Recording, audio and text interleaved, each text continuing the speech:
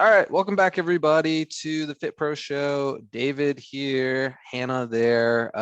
We ran out of time on the last episode talking about cardio, so we're going to continue that conversation today. How I wanted to start today, though, with the cardio conversation was just by asking y'all what kind of cardio you enjoy the most, and then if nothing comes straight to your mind, what cardio do you dislike the most? So everybody can kind of put that in the chat box if they want to. And I'm going to well, first, what about you, Hannah? What do you enjoy the most? And then is there something that you really dislike for cardio?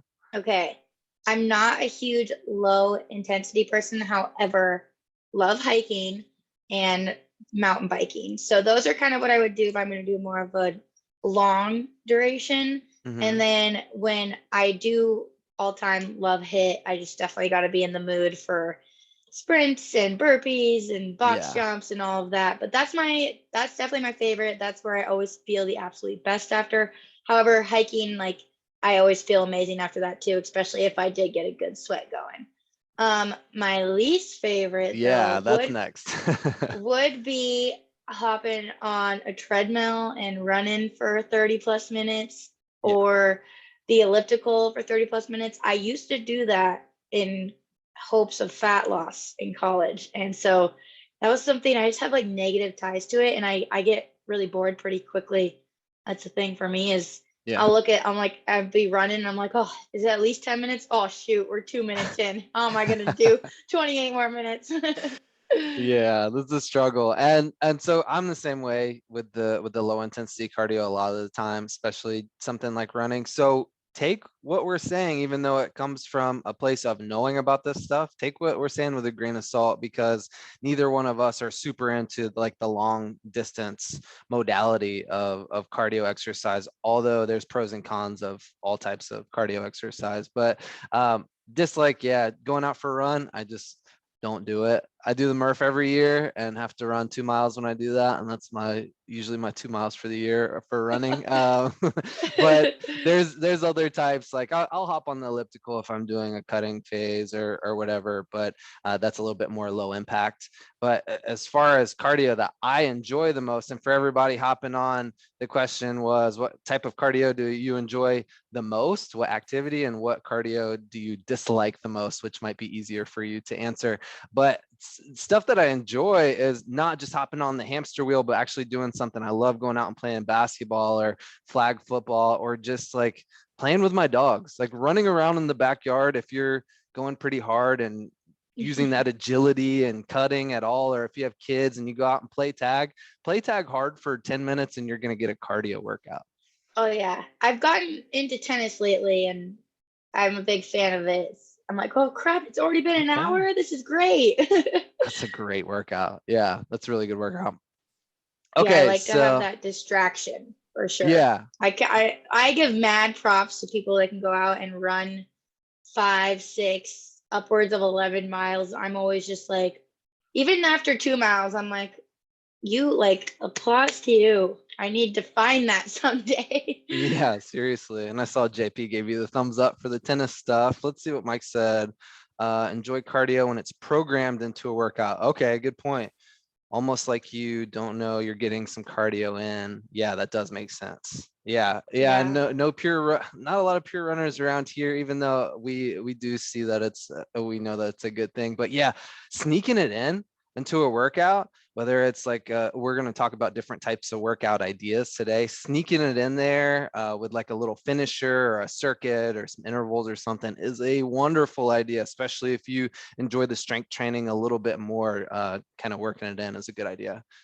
um Yeah, for sure. I think us fitness professionals find us doing that a lot, whether it's a yes. quick warm up of the workout or definitely towards the end. That's where you have that little like extra juice and you want to go hit the Hmm. cardio. It's so much easier then, or just having a circuit towards the end, definitely. Yeah, because you're already warmed up. You don't have to worry about getting in the way of any of the heavy strength training if it's towards the end. So good idea if you're trying to find that spot that fits for you. But just so this stands alone as an episode as well on cardio, quick review of last week. We talked about the benefits a little bit, the heart health component, and there's blood pressure, and just you can lose weight, your mood improves, it's very accessible to everybody and it's cheap to do. So some of the really good benefits there. And we talked about two main types of exercise that we're going to go into more detail about today. That LISS, LISS, low intensity steady state cardio, or that HIIT, the HIIT, high intensity interval training. And they have different energy systems that we're hitting. Hannah did a really good job talking about the three. Two of them are anaerobic, so you're in the creatine phosphagen system. If you're doing something really explosive for 1 to 10 seconds, you're in that glycolytic system where you're going anywhere from 10 up to 90 seconds. Maybe you can cut that off at 60 if you want to, probably for programming purposes. And then the last one is when you're doing something more steady state, oxidative. That's when we're using that aerobic system here, and that's when we're past 90 seconds for the longer distance stuff. Anything else you want to add to that, Hannah, just as a quick little recap?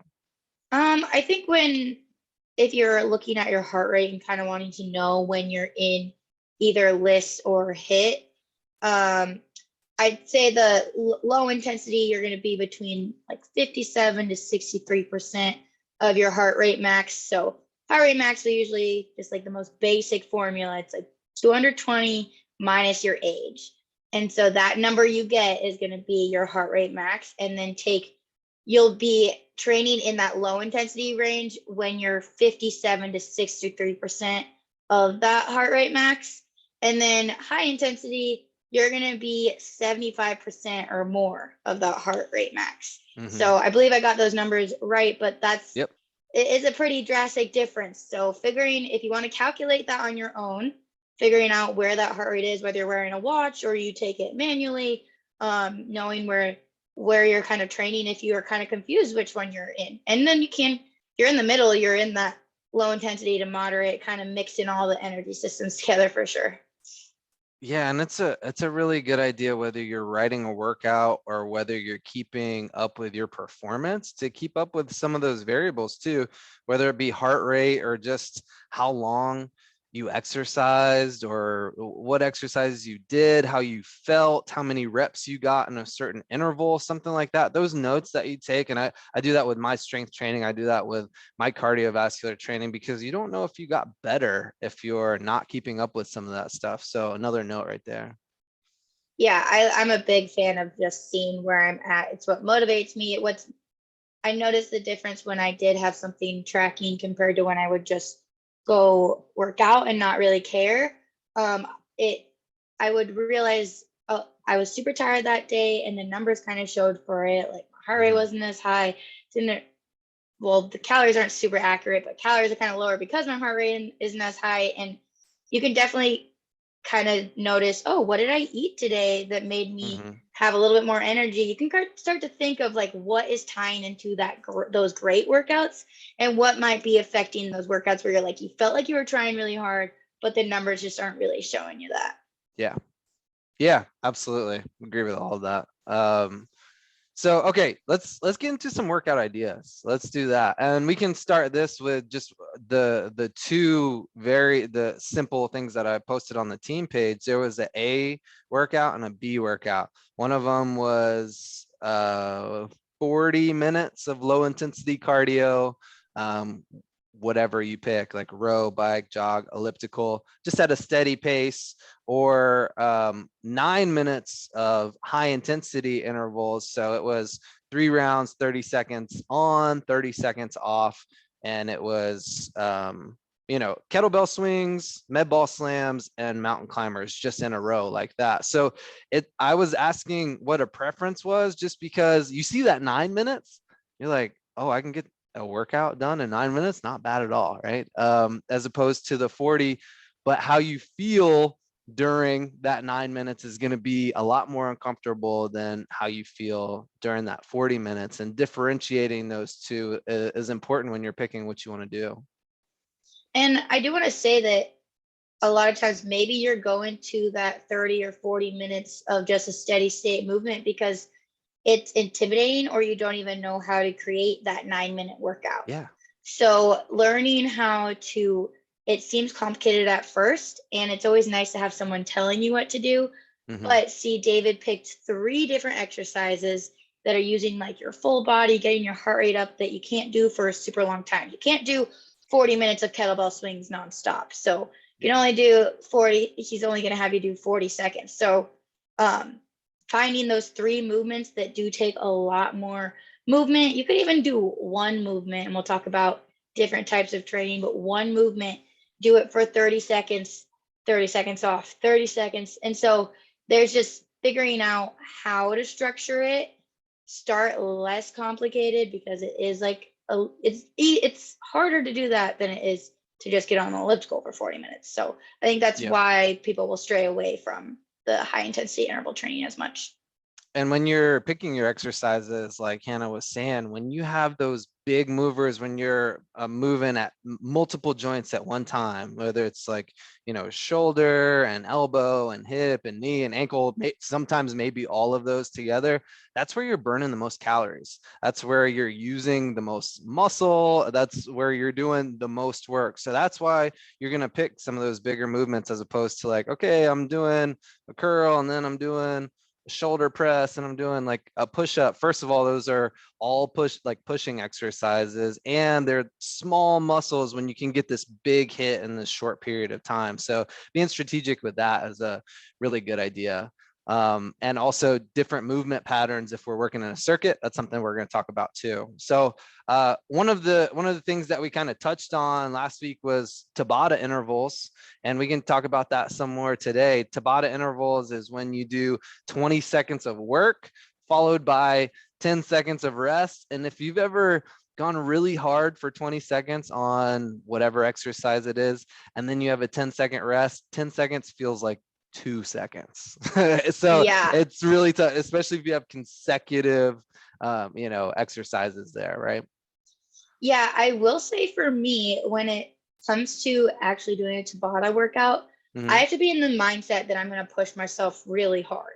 Like, 20 seconds doesn't sound too long, but honestly, if I'm not as motivated that day, I would rather do a 40-second interval with 20 to 30 seconds of rest, because it's something that you're not going to be going all out sprinting as hard as you can, burpees as fast as you can. You're going to be like one step below that. So you can go the entire 40 seconds. Tabata, 20 seconds, you want to get to that 20 mark and you're like, catch your breath a little bit, and then you're going full force again. So it's definitely, even though that's shorter time, you got to get that mindset ready to go hard. Yeah. And this is something, when we talk about just interval training in general, you can play with those work to rest ratios and figure out what pushes you really hard and what you can actually get through and how many reps you can do for that, given protocol or whatever. So if I'm doing, let's say 4 sets of 20 on, 10 off burpees, I know that I'm pushing really hard. If I get, let's say no push-up burpee, if I get 8 to 10 reps in that 20 seconds, I'm really getting after it. And if I get higher than that, I'll probably burn out. If I get lower than that, I'm just simply not working hard enough. And that. So knowing those numbers for yourself is a really good place to be, because I train a bunch of different types of people and their numbers are completely different than what mine are. But when you play around with the intervals, I'll do some, if you've ever done an assault bike, God bless you. And 10 seconds going as hard as you can is brutal. If you're truly like hitting, I think I've hit, 1400, 1500 watts on that, just going 10 seconds as hard as possible, full head of steam. But then you need 50 seconds of rest before you can do 10 seconds again. So it doesn't have to be 20-10, it can be 10-50, 30-30, but it just kind of has to make sense in the grand scheme of things. Yeah, and you kind of touched on the ratios and figuring out where to start to see where you're at with those ratios. So maybe we talk about ratios, the first number is going to be the amount you're working. So if you're working, so it's talking about Tabata. If you're working for 20 seconds and resting for 10, that's a 2-to-1 ratio because you're working double the amount of rest. If it's 30 seconds and it's 10 seconds of rest, there's a 3-to-1 ratio. Or if it was 30 seconds and 20 seconds of rest, 3-to-2. So you're kind of messing around with those. So maybe a good place to start if you're just getting into that high intensity interval training is a 1-to-1, or even you can do a 1-to-2. So you work for 20 seconds of rest, or you work for 20 seconds and you rest for 40 seconds. So easing your way, because that 20-10 is a lot, but definitely once you feel like you worked for 30 seconds and then 30 seconds of rest is too much, then maybe we're going to do 30 seconds of work and 20 seconds of rest. So kind of just seeing where you can adapt and slowly work your way into that really like 2-to-1, 4-to-1. Like it's crazy when you can get up there. You're really crushing it. I'm glad you brought that up, because I was going to say start at like 1-to-3. You know, if you do 15 seconds on, 45 seconds off, and it's a little too easy, then you know how to progress, right? And you can continue doing that. But yeah, really good point. Whenever you start anything new, you want to make sure that you're kind of tiptoeing into it. And it can be exciting too if you haven't trained this way before and you're hearing us talk about all the benefits of this when you go high intensity and you're tapping into these different energy systems that you don't tap into very often. It can be exciting. You can get a little overzealous on it and want to, you know, okay, I'm gonna do HIIT intervals every day. It's not going to be as high intensity as it should be if you're doing it every day. I'll tell you that right now, because even when I do 3 HIIT intervals a week, that's going to be Monday, Wednesday, Friday. And so, you know, your CNS can recover a little bit in between. And this is another good point too, talking about both types. If you're doing a lot of strength training and trying to get better in that arena, doing a lot of HIIT training will get in the way of that as well, because they're similar movement patterns, they're similar work capacities sometimes, and it will be fatiguing for you. If you're doing the low intensity stuff, maybe even low impact, it can be more muscle saving, more muscle sparing when you're doing a lot of strength training along with it. Yeah, definitely good advice there. And if you're also getting started, you could just practice these intervals when it comes to walking or running. You could do the 20 seconds on, 40 seconds on, and rest for a minute. Just figure out how, just throwing a little bit more challenges in there until you're maybe up to getting the challenge of having sprints and burpees and having it really be a full on out Tabata and HIIT circuit. So maybe for you, it starts at a moderate intensity, like steady state or interval, and then you climb to the high intensity center steady state or something like that. What you want to stay away from is doing moderate exercise and then doing intervals of the moderate exercise, so it's just easier over time. And I see that too. People are like, oh, intervals are good, and then they don't work hard, so they're actually doing less. So just make sure you know how it feels. And sometimes I throw stuff that I know is a little too hard at my clients, and I warn them about it first, just so they know how it feels. They're like, oh, I thought I was going hard enough when you prescribed this and I wasn't. And there's that aha moment when we're programming something and they see it on paper and they do it by themselves as like a homework workout. Then we do it together and it's just like, oh, I just wasn't going hard enough. So feeling all those out is a really good idea. Yeah. So I'm talking about all these different modalities and way to do these intervals. We just really touched on Tabata. We're talking about intervals. And then there's also a circuit. So we've got like 3 names right there that people, I mean, even I for a second was like, wait, like what is the difference between these 3? So differentiating them, Tabata is always going to be that 20 and 10. Intervals and circuits are kind of intertwined, but that's up to you. Intervals is just how long you're working and how long you're resting. And so finding that differentiation between the two and pushing yourself, and you can do that with just one exercise. You could just do it like David said earlier with burpees. So 4 rounds of burpees, 40 seconds on, 20 seconds off, and really push it. Or But then we get into the circuit training, and that's where we're gonna combine those full body movements with interval training. Yeah, exactly. So a circuit is you just pick, for me, it's usually like 3 to 5 exercises, and then you just complete them consecutively, one after another. And so like Hannah was saying, you can intertwine both of them where you're doing some type of interval. We just talked about playing with those interval times, and you can pick those times and then do it with different exercises. So maybe there's a cardio exercise, and then you want to put a strength exercise, and then there's a cardio exercise, strength, and you go back and forth. If you have multiple goals, but you don't have that much time, really great way to do it. Another way to do it is picking another strategy like a EMOM, which just means every minute on the minute. So what that means is you pick a certain amount of reps that you do, and then the rest of the time for that minute, you get to rest. So if you go really hard, let's just stick with the burpees. You have to do 15 burpees in the minute. If you knock those out in 30 seconds, you got a full 30 seconds of rest. If it takes the whole minute, you got to go straight into the next exercise. So you can use intervals or those types of techniques and just go one after another, keep that heart rate up a little bit and be really efficient. Yeah, you'll see these type of circuits in our Cube Fit classes a lot. Yep. So he does a strength circuit, I teach HIIT, and so kind of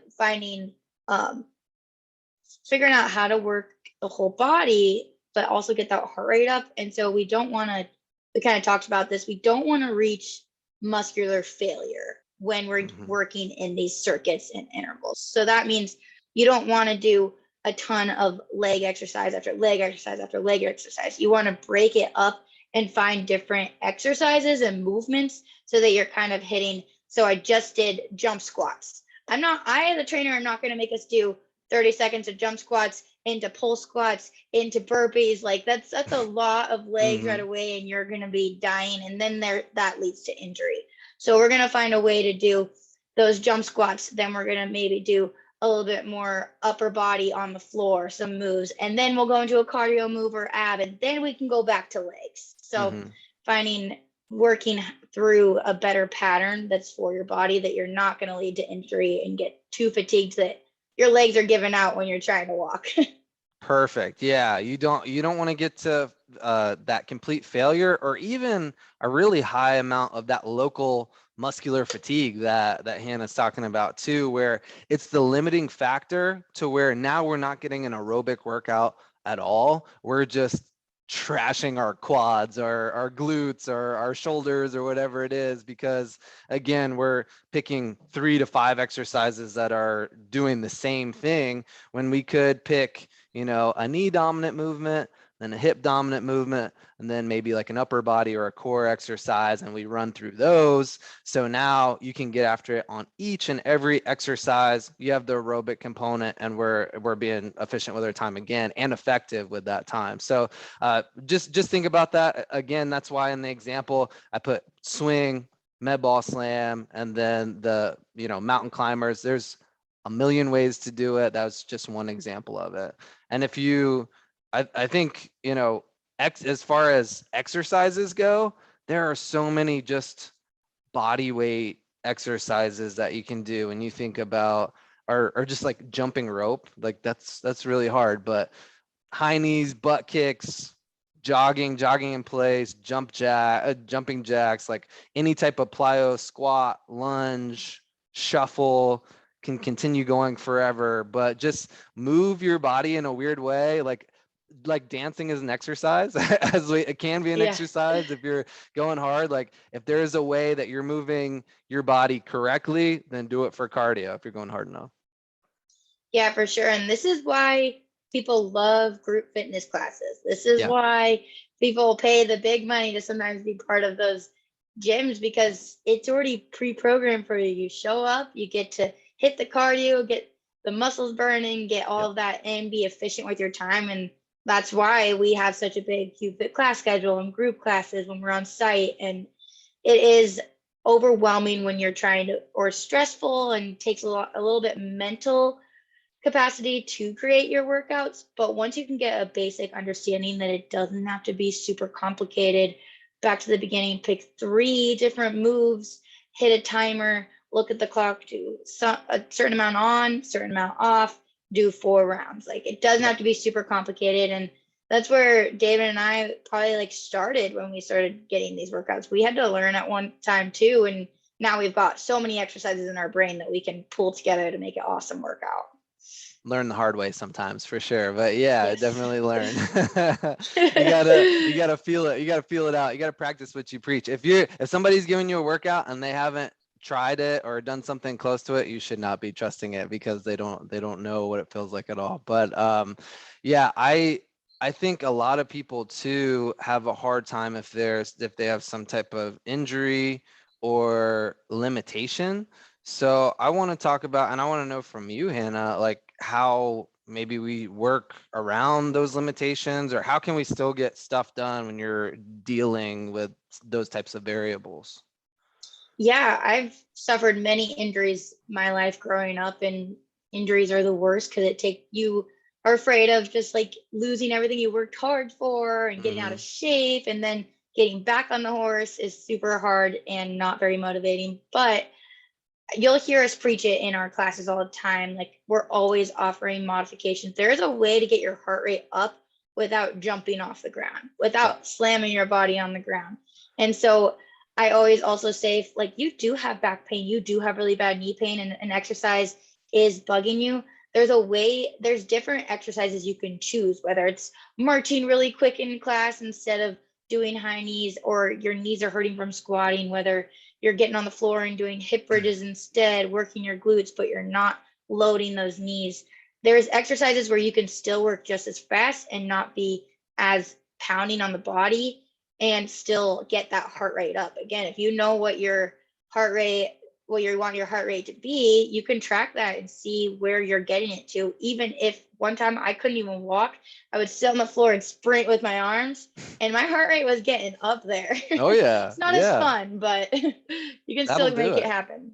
For sure. Yeah, I actually have a client right now that can barely do any of the cardio exercises that we talked about, just because she can't do anything high impact at all because of just the things in the feet and ankle right now. So we're limited to only those closed chain exercises like a kettlebell swing, like a med ball slam. That's probably why those were top of my mind for that. But we have to stick with those and work through those different work to rest ratios when she's doing stuff, right? And then the same thing goes with, I've worked with people where they can't get in a seated position. So if they can't get in a seated position, guess what? I'm definitely not putting them on the ground.